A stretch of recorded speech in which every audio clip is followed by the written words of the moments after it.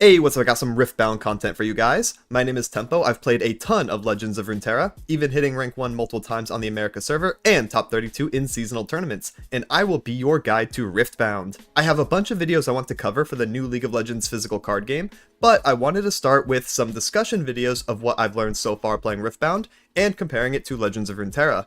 That way they can be used as an easy transition between the two games. If you used to play lore, then I'll try my best to make Riftbound easier for you to understand, and vice versa. If you play Riftbound, then I can give you a direction to go for when getting into lore. If you're interested in either game, definitely drop a sub, because I'd like to make more videos like this, and your support lets me know that I should. With that out of the way, the first thing I want to do is compare the regions of lore to the colors of Riftbound. So it's important to note that's in fact how cards are differentiated. They are not organized by regions like in lore. They are sorted into 6 colors for the Origins base set, and they are red, the color representing Fury, blue for Mind, green for Calm, yellow for Order, orange for Body, and purple for Chaos. So there's more of a focus on overarching thematic for representation instead of geographical location. However, I have made some comparisons and drawn some conclusions using overall gameplay mechanics to relate the colors to lore regions. So we'll be starting with the easiest one, and that is the red color, again, denoted by the concept of Fury. This color is home to 3 major identities in Origins: aggressive cards, damage removal cards, and discard cards. This makes the easiest comparison to lore in it being the Noxus of the game. Both sides of Noxus get awesome representation here, because there's amazing general aggro cards, but also premium damage removal cards that is reminiscent of Swain or Tybulk anti-control. Other than that, it also has a plethora of discard cards that Jinx utilizes, so it feels like P&Z in that regard. But to be fair, Rumble and Scion both came out at different points in lore to add discard support to Noxus, so yeah, it's pretty much just Noxus, which of course will be regarded as the Unga Bunga color very soon. Moving on to the green color, represented by the word Calm, which is ironic because I'm never calm when fighting this color.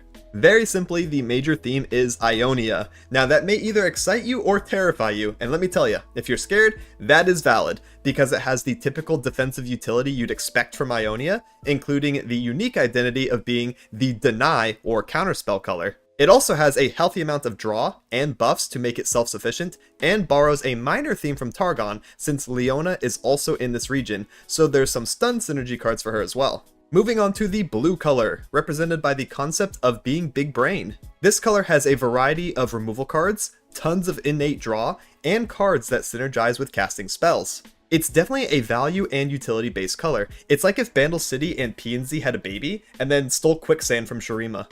Next is the orange color, represented by the word body. Hey yo, what does Riot mean by that? On release, orange is the gimmick color. It doesn't have a core identity yet, but seems to be supporting decks that borrow from this color. It primarily functions as the ramp region, allowing orange decks to accelerate their runes. Its other synergies are buffs and cheesy damage combos. If I had to compare it to lore, it's like the damage utility of Bilgewater and the ramp of Freljord, but literally nothing else from either of those regions. Up next, we have the purple color, based on the concept of Chaos. This is another gimmick region that supports champions that borrow from it. It has a bunch of move support for Yasuo, and more discard synergy for Jinx. It's interesting though, because thematically there are Bilgewater and a plethora of Shadow Isles units here, along with some Targon and even some Shurima representation, but it really feels like the wildcard region at the moment. I have a suspicion that more strong Shadow Isles and Void themes will be added to this color in the future, making it make more sense. And finally, we arrive at the yellow color, represented by Order. Yellow is incredibly strange because it's a token region, so naturally a lot of cards are used to swarm in zoo strategies like Victor, which gives it that Demacia elite feel, but it's also home to premium single target kill spells that we'd normally see in lore's Shadow Isles region. Which is funny to think about actually. Why does the Order region have the kill spells and self-sacrifice spells? Where's the order in that? Riot's trying to tell us that the law of equivalent exchange from Full Metal Alchemist is canon or something. And to wrap things up, literally no one asked, but here are my favorite regions so far in Riftbound. As a burn aggro player in lore, of course I have a personal bias towards the red color. It turns out Noxus is my favorite region, and Talon is my favorite league champ, so it kinda just makes sense. After that, my next favorite color is blue. I love the general utility and premium tools this color has access to. Some of the cards are a mix of very sneaky and very powerful, which forces opponents to respect your options. Which should come of no surprise that Kai'Sa is my favorite champion to play so far, since she is both red and blue. My next two favorites are actually orange and yellow, especially when played together in the case of Set. I love the buff synergy cards and the focus on combat these colors have access to. And of course that puts green and purple at the bottom for me. I don't like green because I don't like passive defensive play or spell denial, and purple just feels meh to me until they add more cards in future sets.